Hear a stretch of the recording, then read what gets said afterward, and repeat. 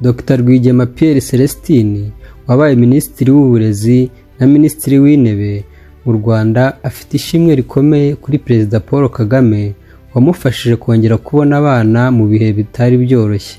Anashimira n'umuryango wa FPR wamugiriye icyizere. Muri Nyakanga 1994 nyuma ya jenoside yakorewe Abatutsi hashyizweho guverinoma y'ubumwe n'ubwiyunge bw'Abanyarwanda ifite inshingano yo kubaka u Rwanda rwasaga nk'urwasenyutse burundu.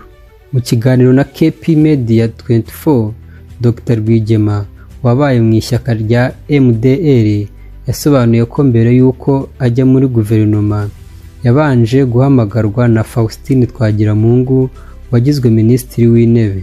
Amubaza umwanya yifuza ahitamo uwa minisitiri w'uburezi. Akomeza avuga ko bamufashe icyo gihe bamujyana mu mujyi mu mangazini yarinzwe n'abasirikare ba FPR, akinjiramo baramubwira bati hitamo ikote n'ipantaro, arabasubiza ati ndafata rimwe, baramubwira ati fata abiri. Abajijwe niba yarishyuye ayo makote yakuye mu mujyi arababwira ati oya.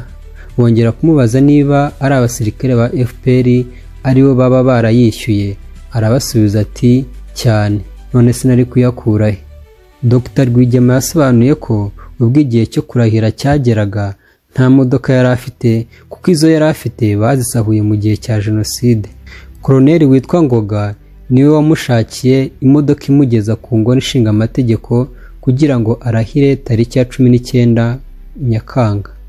Dr Rwigema yakomeje asobanura ko ubwo bari mu nteko ishinga amategeko bagiye kurahira yegereye Paul Kagame wahawe umwanya wa vice perezida n'uwa minisitiri w'ingabo, amusobanurira ko afite ikibazo cy'uko adaheruka kubona abana be kuko baherukanaga mu mezi anashize.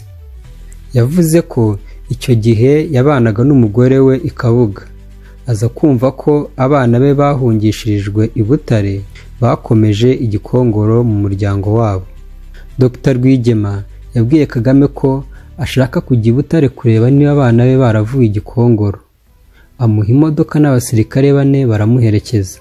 Dr Rwigema akomeza avuga ko bukeye bagiye i Butare ahitwa Iruhashya, agezeyo asanga abana be bahageze bavuye za Gikongoro kuko bari bumvishe ko yamaze kuba minisitiri.